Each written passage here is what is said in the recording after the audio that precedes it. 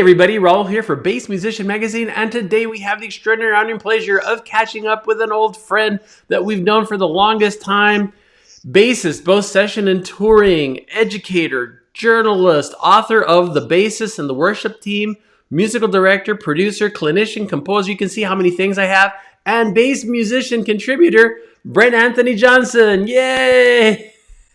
Hi, everybody. It's good. I'm so glad to be here. This is so cool. I'm so happy. I'm humbled too, but this is fantastic. Thank you so much, Raul. This is the best. This is the best.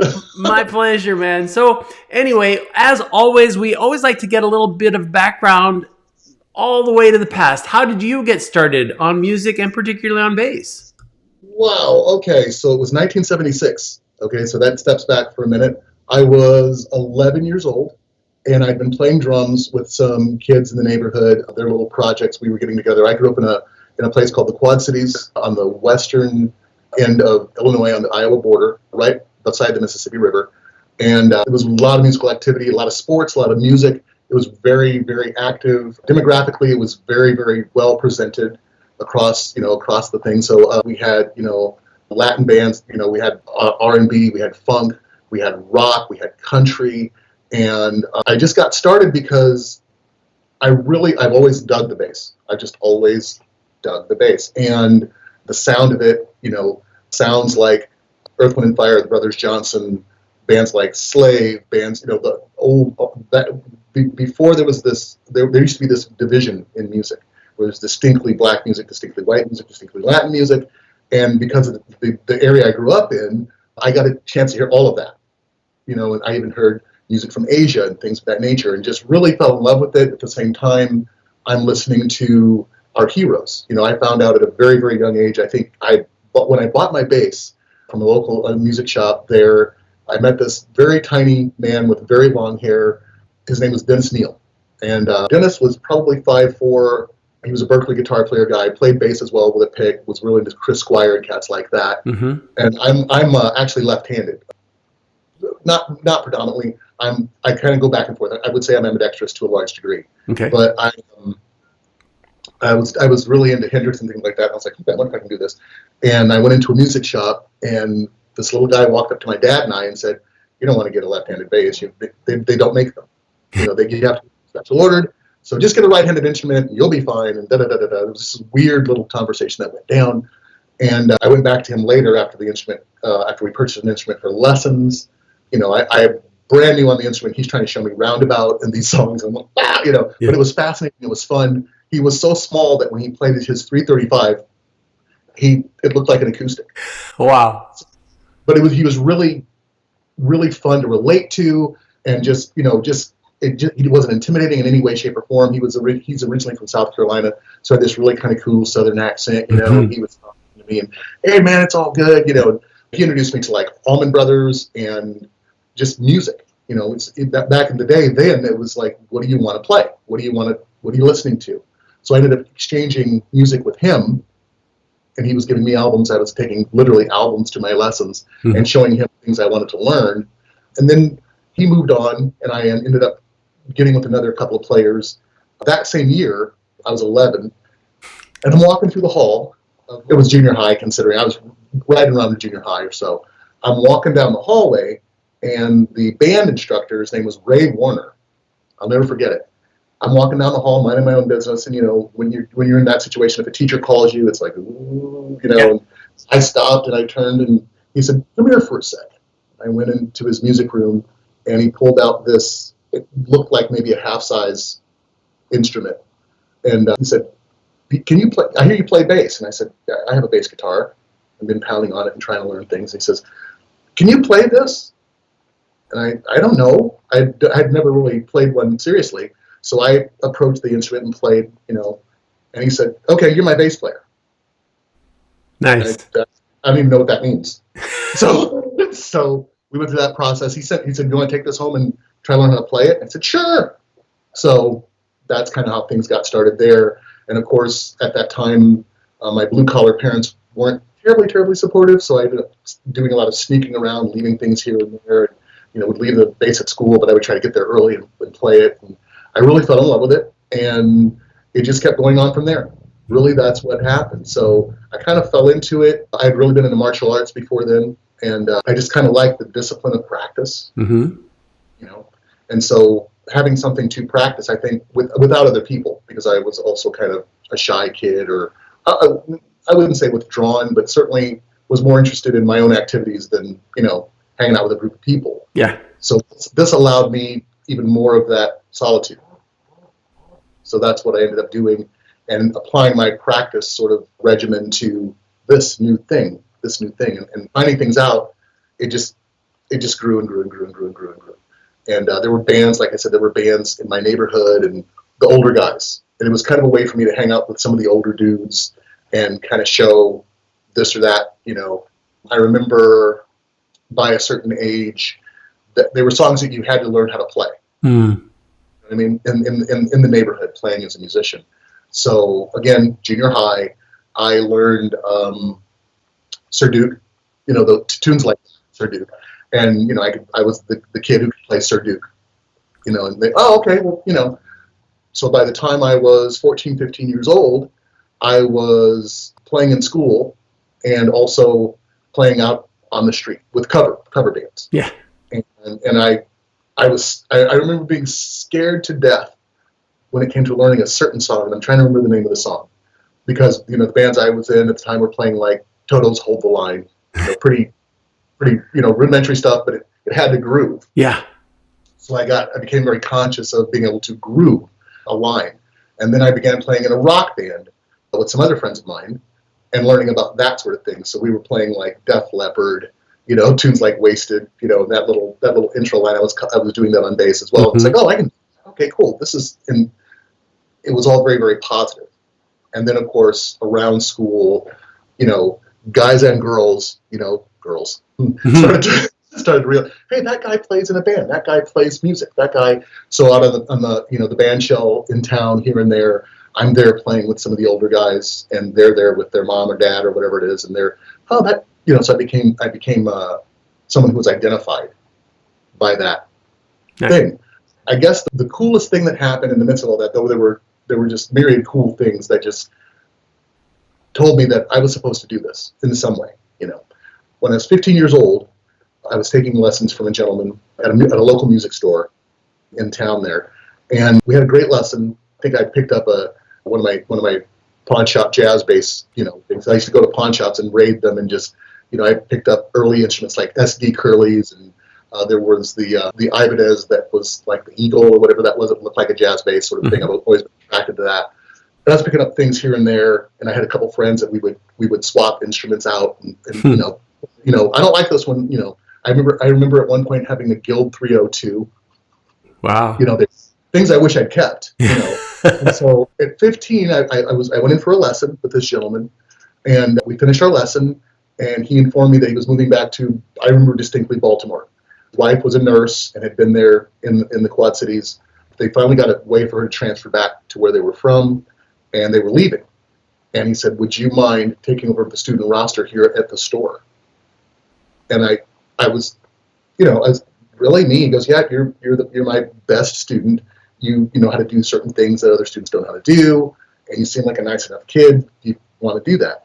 And I said, sure. And my dad came and picked me up from that lesson because I wasn't quite driving yet. I had my permit, but I wasn't driving yet. And he pulls up, and as again I said, my family at first were not terribly thrilled about this sort of thing. And I said, hey, the teacher wants to talk to you. And he says, what did you do? And I didn't do anything.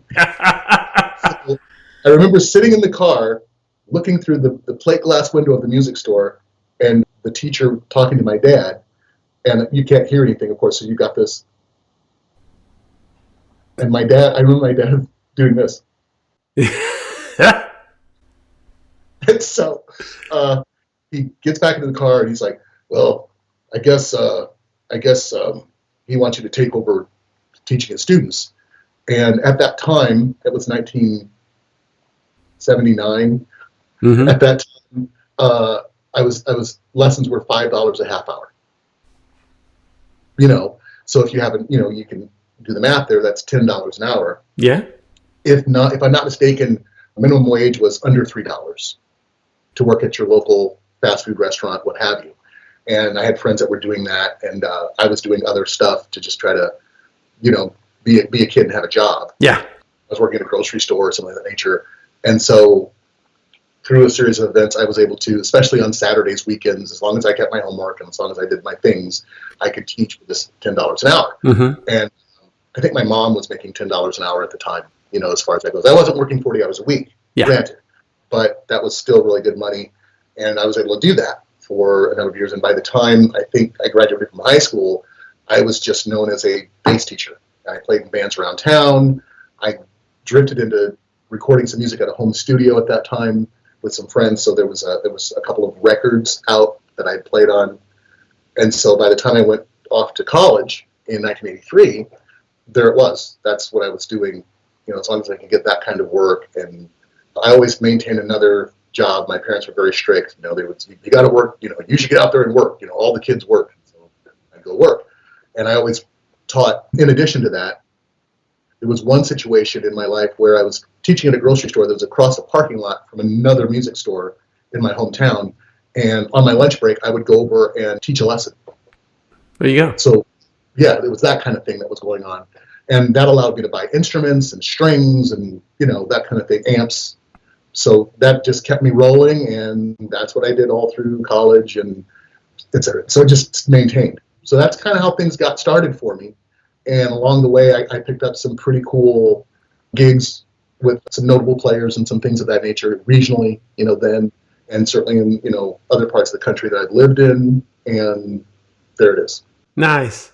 Well, and after that whirlwind experience, when you went to college, and did you pursue further musical education, or? I didn't study music. I kind of did this thing like a double major. I actually went to college for a completely different reason. I was one of those weirdos who went to college to learn something. Yeah.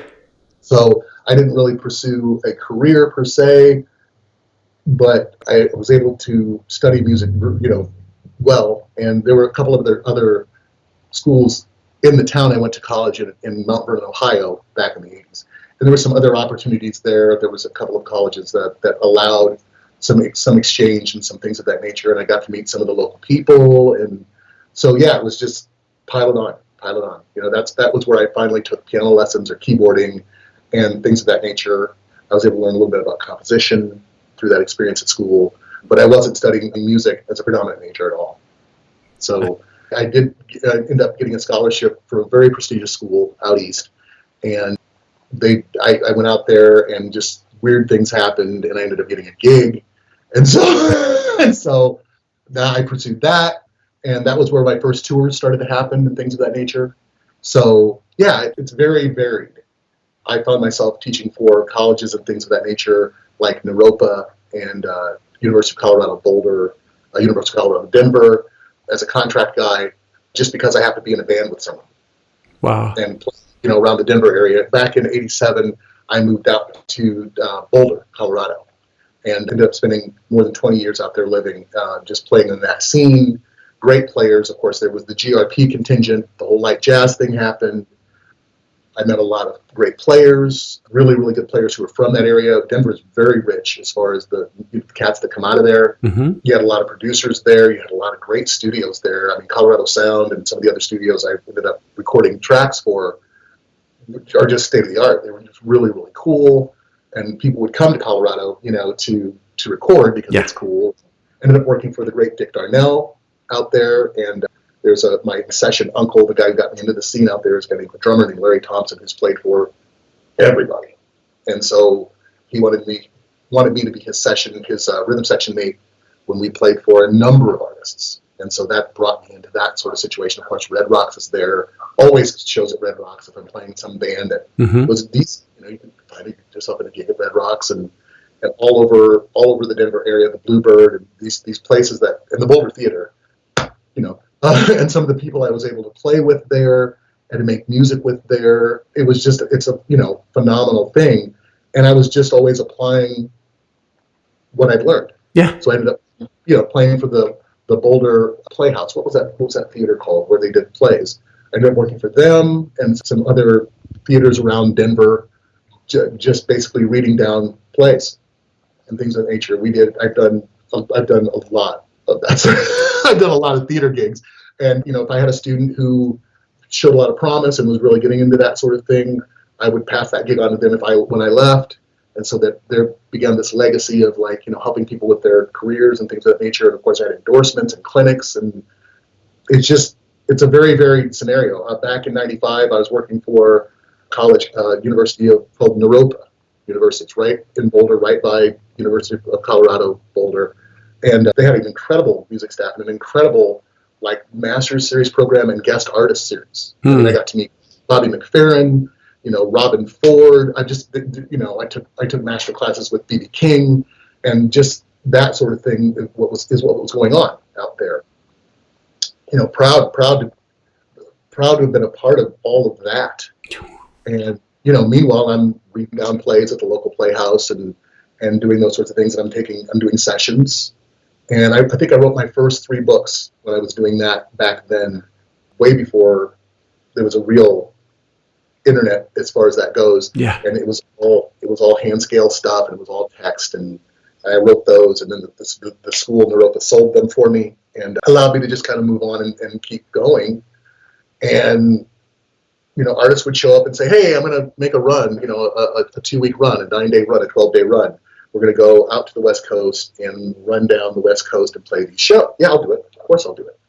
I was married at the time, had kids that were growing up, had a house, kids in private school. I was really just working hard to do that thing. Mm-hmm. That's Colorado was really expensive.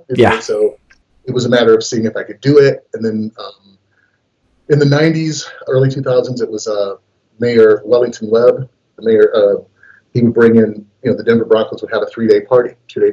And I was in 3 or 4 bands at the time. And so I'd spend 2 days out there playing, and I got recognized as, "Weren't you here yesterday with somebody else?" I'm just here for the food, man. There you go. And then there was the downtown Denver scene with all those bars that are not there anymore, but it was just vibrant. It was vibrant. I played a lot of original artists, and I started producing records at that time, and collected a group of friends that were kind of a session band thing. I was from the time that I learned about Carol Kay and some of those people who I studied with when I first moved to Denver, Boulder area in the late 80s or mid 80s. Mm-hmm. I got some lessons with Carolyn because she was living in Denver at the time with her daughter, and met some other great players who introduced me around. And I always wanted to be a session guy. I mean, reading about, Tony Tedesco and some of those cats in Guitar Player magazine and learning what they've done, I was fascinated by that. I never really, honestly, I can't say cared. I enjoyed performing live. I've always performed, loved performing. But for me, it was all about getting into the studio and making records and posterity. And I, got introduced to that relatively early. So I was always about that. I was always about getting to a studio and cutting something and listening to myself later. I can fix that. By I'd say by 2003, 4, 5, I had a group of friends that we'd done records so many times together and as an individual that we would collect them all and get together and pop open a couple of bottles of wine with our spouses and families and listen to each other's work. It was always the best thing that we'd done that year and the worst, and that sort of thing. And I got to the place where I was able to call out, "Oh yeah, that's a Ken Smith. Yeah, oh that's a Tobias. That's a Tobias." But I could hear it on record. And so that drew me into wanting to kind of pursue my own sound. And so that's when I started looking at other instruments and trying to find my place, because every bass player in Denver had a Ken Smith. Yeah. At that time. And there was, of course, Fodera for those who could afford it. And there was Pajula, there was Roscoe, there was the pre-Gibson Tobias stuff, which I played. Kim Stone introduced me to Michael Tobias at an AM show. I can't remember what year that was, 89. And I ended up buying 3 instruments from Mike. And, so it just kind of rolls on and on and on. And that sort of thing continued until the late 90s. I think it was the late 90s, early 2000s. I can't remember. I'll have to ask him. But I think it was Roscoe. Roscoe built, or was it MTV? I'll find out. But someone had built Jimmy a seven string fretless Okay. that had a low F sharp string. And Jimmy called, and was telling me all about it. He says, it's the only bass I'm taking on the tour. I can't remember which tour it was. And of course, when he got to the Denver area, I met him and we hung out a little bit before the show. John Patitucci's been another guy that's been really good to me as far as that goes. I get to hang out with these guys. And I flipped over his his left-handed upside down strung bass, and I started playing this F string. Of course, I was playing it right-handed, and fell in love with that. So by, I don't know, must have been 2006 or 7, I did some research and found out that SIT was building some of those strings, for Conklin and some of those other slow, deep, lower tunes, sub-contra, as I call it, and got a hold of Tim Fouts and designed a set of strings. And so being a 6-string player, there were certain aspects about the C string I really didn't dig. That's just me. But my goal was to put an F sharp string on the bottom. So F sharp through G.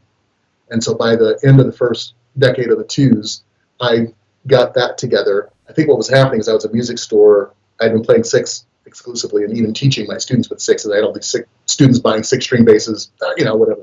But I was playing a 4-string in a music shop, and I had refingered some standard heads that I was playing through. And I got this 4-string bass where I learned this stuff originally, and it was like, uh-oh. And I was displaced because I didn't have a C string. And that did something to me. It wasn't a positive thing. So I started telling myself things like, oh, I don't even like it when you pop the C string. It's kind of light and kind of, I like the G string better. So I got this idea of putting an F sharp string on the bottom. And that's what I did. And after a couple test sets, I started then and have since restrung all of my 6 strings with a low F sharp string. Boy, before I left Colorado, I got with Mark Vinciguerra, who's a great luthier out in Florida, really cool guy. He had studied with Kerbo, but he made Kerbo basses. And he'd done some work with Mark. And so Mark began building instruments. And some things occurred in my life, and Mark said, hey, would you ever be interested in designing an instrument just through our friendship? And I said, sure. And I sent him a template, and it was based on the old, amongst other things, part of it was based on the old tune basses, which was the dude that used to work with my device. Because I really loved that way the bass part of the instrument was extended out on the neck, give it more stability, that sort of thing. So the horn was shorter, but the body was out further. And so I ended up developing what became the BAJ signature instrument with Mark Vinciguerra. He built the first one 2009 or 10, I think. Wow. It was my fretless that I still use. And since then, he's built me a really beautiful fretted and things of that nature. So I have a signature instrument, a BAJ signature, and he sells them. People dig them. I get, every once in a while I get an email like, hey, that was a cool bass you built. I'm like, I didn't build that. I designed it. I care for my fingers. I don't. Yeah. But he's a great builder as far as that goes. So SIT, Mark Vinciguerra basses. I became really good friends in 99, 2000, about 97 or so. I reestablished a relationship with Rob Green from Status Graphite. And he ended up sending me 3 instruments because he likes me. And I ended up selling a 5-string that he sent. I ended up selling to one of my students, and he was able to give me 2 instruments, and that was that was kind. Yeah. Super kind. But every record I've done with those instruments, I sent him a copy of it, that kind of thing, and he's like, okay, that's good. Rob is one of these amazing cats who, we kind of try to stay in touch. And then at that time I was using Ashdown amps, and they were meeting at least once a month to go to lunch together because they were right down the street from each other. So I went through that, went through Aguilar, and at some point after I relocated, Mark Wright from AccuGroup ended up kind of hooking me up with AccuGroup. And so that was kind of nice. And those are the 3 people who've made the best difference in my life as far as just being generous and being sweet and being nice. And kind of, I can send them, back in the day, of course, it was, you pack it all up in a nice envelope and say, here's 3 or 4 records I've done this year with artists. I hope you dig it, and they've always been very, very positive. I mean, seriously. So yeah, there's just a few builders, a few accessory guys like Levy's. I got with levies very, very early, and they've been very, very good. Everything kind of like fizzled during the pandemic because, as it were. Yeah. And so I've been able to reestablish my relationships with everyone. So that's the stuff I play. My amps are, my little project amps are old.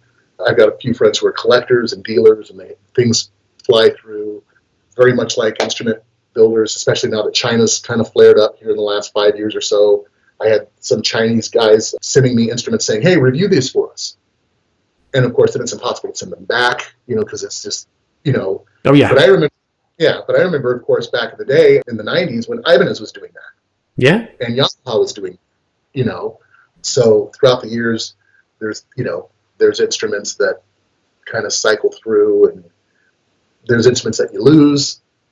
There's instruments that you get stolen, and things that I'm yet to replace my 1986 Steinberger L2. Ooh. I'm yet to replace it. I will eventually when there'll probably be none left by the time I get around to it. But I'd still love to replace that. I had a bass called an Acacia, and that's a cool story. But I ended up having to sell my Acacia back in 2006 or 7 because of something I needed. I had to part with it. But I did a ton of records with that instrument. But my mainstays right now are the Vinciguerras, the Status Graphite. I have an old Tune 6-string from back in the day, and a few Fenders and some other things. And then, of course, there's my upright Hattie Bell, who I've had for quite some time. Yeah, I think that's about the size of everything of that nature. A lot of that stuff's on my site, who I dig and, who I use and who've been good to me and that sort of thing. That's been fun. I like that. I like that association. Nice. Well, and I want to make sure we don't miss, it's amazing how you started at such a young age, almost accidentally as an educator, because your teacher wanted you to be the teacher when he was going. But you were one of the early adapters to online education as well. And so going through, whether it was, Jam Play, whether it's your own, and the funny thing is that we've watched the industry be resistant a little bit to like, oh, the internet, that's not going to work. But then having to go, well, no, look, this is a thing, whether you like it or not, you're going to have to embrace it. So how did you get going with the computer side and the, online remote education kind of thing? Wow, that's a really good question for a starter. That's a good one. That's a really good one. I think it was partially selfish and partially a revelation when I began to see other people posting lessons online. The thing that occurred to me, having a live student roster at the time, and then of course 10 years ago or so, as far as in my own experience, stores began to really hike up rental fees, so it became really difficult to make a living teaching. You could have a full roster and give a pretty high percentage to the place you work, where you work. So I tried to eliminate that I have a music room. I'm here in my music room in my house, and I set that up, and then it just became. I think that people looked at that as being a little less official than going to a music store. Come to my house, take a look, So there was a backlash to that. Then I started to realize that myself personally, I was building folders of tunes and little excerpts and lessons I was finding and putting them in folders and sort of learning them at my convenience. Because I was able to do that, as opposed to being on the spot. I'm setting up an appointment with this person to make a lesson. And of course, as we become busier in society, you often get cancellations with students. There would be entire days where I might teach 1 or 2 lessons of the 6 I was planning to teach, because this person's busy, this person's wife had a baby, this person's out of town, and especially summer was very, very difficult. And so I began to do that a little bit and just mail lessons to, here's your lesson this week, and I would to students. And I think a couple of those kind of squeaked out. Then after I wrote The Bassist, and some friends of mine who were in Colorado, where Jam Play was based, called me and said, hey, we would love for you to be a part of this, come out and teach some lessons. And I said, sure, okay. So I went out for 3 days. I think I filmed 27 lessons, and then they released 5 or 6 of them on YouTube. So I was supposed to go out and do it again, but that's when they began to do more of the celebrity thing. Mm.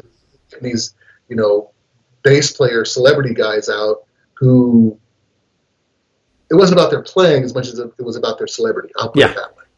And so here I am teaching these geeky lessons. Hey, you're a bass geek. I'm a bass geek. Here's some modes. Here's some, this guy is like, I've got this distortion pedal, and and people were buying that. Yeah. So they didn't call me back, and I was bothered by that. It's just like, we're supposed to be teaching people stuff, but I've experienced the cult of personality and celebrity in a lot of places. In a lot of places I've endorsed. There was a particular amp company who cut me loose. I was supposed to go to an AM show and present, but they had these two well-known bassists that were going to get together and kind of display this new, I think it was an amp with a bunch of graffiti on it. Okay. And there were two well-known players who were at NAMM, going to go eat, and they were going to do this thing together. So they were like, yeah, we don't really need you to stand up there and diddle around on jazz heads or, play stuff. We're going to get these two. And, that was like November before NAMM. I'd already been planning all summer, had a presentation I was going to do, and nope, got cut off. So it was like, well, I guess I'm nobody. Okay, so there were all these things sort of lining up in life as it goes. Things line up that should tell you one thing or another. Should say, this is how I get to respond to this in the most positive way I can, because I'm all about positivity.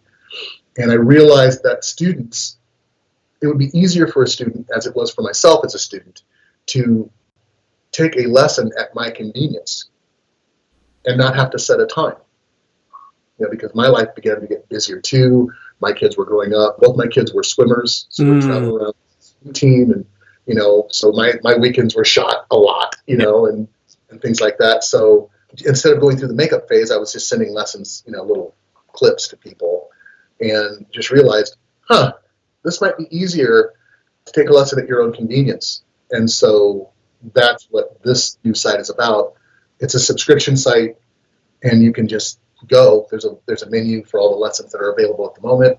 If you see one you like, weirdly, it's sort of like Bass Player Redbox. Okay. You can rent a lesson for 3 days, and it's $15, and you have it. You don't get to keep it, but you have it. Yeah. And then in 3 days it goes back, and it's like a rental thing. Just like you come in, you pay a teacher, you get a lesson, and you leave. So that was sort of my thought there. But my thought also is because now we live in the world became very much larger with the advent of the internet. Mm-hmm. And I get emails from, people from Europe and things of that nature. People had come across things I'd done or whatever. And I wanted to be able to accommodate that sort of thing, but not get up at 3 o'clock in the morning, Yeah. Or what have you, as a way of example. So that was really the sort of the impetus for that. And the idea was about convenience. It's always been about convenience, I guess. Nice. So, well, and that website, so that people know where to look, because I'm sure they've gotten interested. What is that website? It's BAJBASS. It's badgebass.com. No caps, all one word. And there it is. You can open it up. You can go to the videos. I have a store where I'm selling a couple of my books, including The Worship Team and The Bassist. Okay. I have a couple of PDF lessons that you can download, so you can hear, you can really read what I'm talking about, lessons I've written. And then there's the videos themselves. And the videos, along with being very, very busy, and along with in today's society being so weird, I decided to make 15-minute lessons, as opposed to, your 30-minute lesson. When people come to the house, I have very few live students anymore, but I also found that when you come to the house, we're talking about everything. Yeah. And so it could be an hour or whatever. I only charge for the amount of the lesson itself, but you get into some things. And so I decided to keep those lessons to 15 minutes because that's about as long as people can pay attention. Yeah. And even then, I find myself, the way I teach, it's kind of broad. We do have a subject and we do cover the subject, but we're all human beings, and the reason we're doing this is all very, very personal. And I realize that these lessons are, that people have access to these lessons may be, well-known players in their region who I can't tell you how many times I've gotten called from whatever region I was living in at the time. These players are like, yeah, I play every week in this band and we're very popular. I never learned this stuff, man. I never learned this stuff. One of the things I teach my students to do is warm up to a jazz head slowly. You can go through scales, you can go through your fundamentals, and you can play your permutations and that sort of thing. That's really good. But once your hands get sort of warmed up, play a tune. Just play it slowly. Yeah. That's one of the things I teach. So in one instance, I had a student at one of the local junior colleges going through a jazz head and just practicing warming up, like lower than ballad tempo.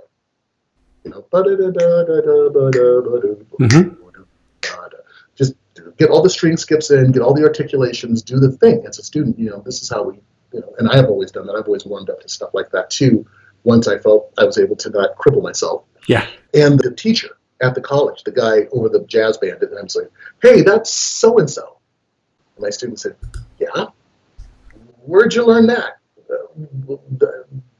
My teacher. Yeah. And I get a call from the teacher. I get a call from that teacher.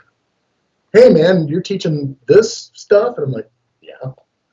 Hey, we should get together and jam. Okay. Never happened. Never happens because people sort of realize, oh, that's kind of a cool idea. And instead of calling someone and saying, dude, that's a cool idea, I never thought of that, they kind of, do it myself. Yeah. Yeah. It's like, come on, man, we're all people. I have stolen so much from my influences. Yeah. We all do. But, I think when I first began writing, I think I might have spent some time maybe embarrassing myself in front of some of my heroes, just saying, I learned this from you. Thank you so much. Oh my, you don't even know what that meant to me. It changed my whole life. And the person themselves, oh, okay. But that, so I try really hard to just be just a nice dude. Yeah. I had a couple really good influences in my life. Older players were like, just be nice. You're going to get pooped on. You're going to get run over. Yeah. You're going to some stuff. You're going to hear some things about yourself. It's like, right. But be nice, man. And I never forgot that. So that's how I got into doing the online thing and just the rest as far as that goes. So, yeah, it's all about we got one life. We got one thing. And it's very varied. Whether it's teaching, whether it's performing, whether it's doing session stuff, whether it's writing. To me, when live gigs would dry up in an area, I would go teach. Because I'm still trying to make money and I'm still trying to, remain kind of at least somewhat musically viable in my head. Sure. Like, so if I have to study something and keep up with something or learn something, buy a book and read through it. Magazines like Bass Musician Magazine has allowed me to do that. I'll get a magazine a book in the mail, and it's like, okay, I've got to review this, so that means I have to go through it. And it's, it just stays vibrant and happy that way. It stays positive, man. I guess that's an answer. Yes. Well, and we certainly should talk about what's in the works. What things do you have pending? What do you got going on? Last year, actually 2023, now that it's 2025 already, wow. I produced an album for a Steinway artist. His name is BK Davis. And we've done some really cool, I called it pandemic concerts, where we're in a studio together as a band, but there's no audience. And we've done a couple of those things. You can see those things on YouTube. Just look up BK, last name Davis. Mm-hmm. And you'll see a ton of work. You'll see me on a couple of those things. I produced his album, which was called Invisible Secret. And that came out, like I said, in 2023, finally. And it's cool. I'm happy with the work. I'm certainly happy with the music, the band, the guys I play with. There is another young artist whose name is Austin Belejo, who's a singer-songwriter, does sort of Americana music.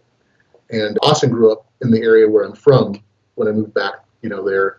And we played together as a duo. It was really more of an R&B thing, and it was really fun. Him playing acoustic guitar, singing, and myself mostly playing fretless. And we did that for years. And then he ended up moving out to LA. There's a very well-known producer artist from right from where we were both from, whose name is Jude Cole, who ended up having a really cool, success in LA as a producer and great artist, great singer-songwriter. And he and Austin hooked up. And then Austin ended up being Kiefer Sutherland's guitar player for 7 years. Wow. And did that tour. And he's sort of our families are just very, very close. So I was been going out to LA and playing with him since probably 2013, 14, and just doing that sort of thing. And we did a great record for him that's still kind of in the works. That's going to come out soon. And we're talking about how we're going to make that work because of everything that's happened in the music industry. There's not a lot of label support or contracts or things of that nature. So I think we're all trying to figure out how to live as independents. Mm-hmm. You know? But I'll still fly out and play with him every once in a while. There's a young woman in Nebraska, in the Midwest. Yeah, she and her husband have a singer-songwriter duo together. And live, the guitar player's brother plays bass for them. He's kind of plays the pick, 5-string, fretted. You know, there it is. For the bar thing, that's really cool. But they want their album, their music to be a little more intricate. And so I got contacted somehow to be a session guy for them. And I cleared it with her husband's brother, and he's like, I can't do any of that stuff. You do it. So I get demos from various different artists, and if I feel it, I might play acoustic upright track. I might play a fretless track. I might play one of my vintage Fenders. I might lay down something, or one of my sixes. I'll lay down something, or I might lay down 2 or 3 of those things and send them to the artist and say, you decide. As a matter of fact, Tammy, the artist I'm talking about in Nebraska, she asked me to stop doing that because her husband, who kind of mixes the records, was fixated on things like, oh, this is cool. This is the acoustic track. This is neat. Should we use this one? Oh, this is cool. This is the fretless track. So she said, would you just pick what you want to do and do it? So I kind of like to over deliver. Yeah. So there's a couple of artists I work with on a regular basis in Colorado, and like I said, in Nebraska. I was working for a long time with the great Phil Brown earlier in the 2010s. Well, actually the 2000s. Did some touring with a guitar player named Phil Brown, who did an amazing thing. I think it started in 2005. He did a really cool redo of the Hendrix music called the Jimmy Project. That's an amazing record. And he and I did some touring together. Right now, his health is very poor. Just starting to talk about getting together again and working. So, a lot of it is just whoever calls. Yeah. Whoever calls, and I get demos, and I'll send back, results and get paid in PayPal. That's what I'm doing now. That's what's continuing to be. I'm working on another book, a more exhaustive book that hopefully will come out this year. And I guess really the last thing is I just continue to be the person I am every morning when I wake up, doing the same bass stuff that I've done my entire life. I like being an unsung unknown. I dig it because, I didn't do this to be famous at all ever. I did this so I could eat. Yeah. I did this so I could have cool instruments, and I did this so I could have time to practice. I did this for those reasons. So I'm thinking about, I guess, as it pertains to me, I'm thinking about relocating to either the Gulf or to the Atlantic coast, Southern Atlantic coast. I've been visiting there a lot, and it's been really cool to meet the musicians over there, and just it's a new thing for me because I was always a West guy. Yeah. And so this is a new scenario for me. I've met some really cool people. Yeah, some East Coast folks who've kind of moved down that way, and there's work. There's work, and it works out. I visited, as I said, I put boots on the ground, traveling in that direction a little bit, and really liking what I see. The vibe in a couple of these cities I've hit. I've hit New Orleans. I've hit Mobile. I've hit Myrtle Beach. I've got friends in Sarasota, and so I've hit some of these places, and just the vibe. Somehow the vibe's talking to me. Gotcha. And, as I said, I'm no spring chicken anymore. I'm just trying to find a place where it's comfortable. I don't like snow. I hear you. I don't want to shovel anymore. That's really what's going on. I mean, it's the same as it ever was scenario, but trying to approach life with I'm just really thankful I'm really thankful. I know it's not important or anything, but I had a physical yesterday. I had my annual physical yesterday, and I'm in really good health, and things are good. And the first thing I think about is getting to be an age where I either don't want to do this anymore or I can't. Yeah. But at the same time, I look at guys like Percy Heath. I look at guys like Max Bennett. I look at these cats. I look at like Carol Kay, and when I was younger, I thought, oh, I'll do this until I'm da age, and I'll take up whatever. But the desire is to play and to make sound, to have that stuff come out of my fingers, and to have good ideas on that spot in that musical conversation. It just won't die. Gotcha. It won't die. Excellent. Well, and if people want to know where to look to find out where you are or what you're doing, where's the best place for them to look? At the moment, believe it or not, it's a good old social media. It's Facebook. Okay. Facebook, Brent-Anthony Johnson, Brent-Anthony Johnson. I've got a main site there that I barely post to because what I'm doing from day to day is boring unless I do something pretty exciting. That's really the main spot. And then I hope to expand this site, this teaching site, so I can maybe add more of that, because I have had people ask me, more about what I'm up to. A lot of those conversations, I never even considered that people would care. So I never developed that. Yeah. Who cares what I'm doing? Because I feel in my own personality that if I had some place where I'm constantly announcing my activities, I would need activities to announce. Yeah. So, I go on tours and play these wonderful sideman gigs, but I never cared much about, look at what I'm doing, look at where I am, I don't really, because it doesn't get me any more work. And it does get me a lot of snide remarks. Hey, oh, you don't know anything about real life. You've done this. You know what I mean? Since we're all adults here, and social media happened at a time in my life where I was a little older, and it really doesn't matter to me very much. My friends know. Yeah. If I'm doing something important, you'll definitely know, as it were, because we're people who talk. I remember the days when you picked up the phone and said, "Hey, I'm doing this." Yeah. Nice. I guess that continues, man. That continues. So I'm just chucking along, having a good time, and trying to, make a living. And I'm trying to share something that I think people would want to know. And this whole site is a test market to see if anybody cares. Very cool. Very cool. What it's about. Well, Brent-Anthony, we really do appreciate you sharing so much of your journey, all of this great stuff. Very inspiring. I think a lot of musicians knowing about this, knowing what you're up to, the availability of your lessons, that's a great plus. So very exciting news. Folks, you've seen him here on Bass Musician Magazine, Brent-Anthony Johnson. Thank you guys so much. Thank you, Raul. Thank you, Val. You guys are the best people.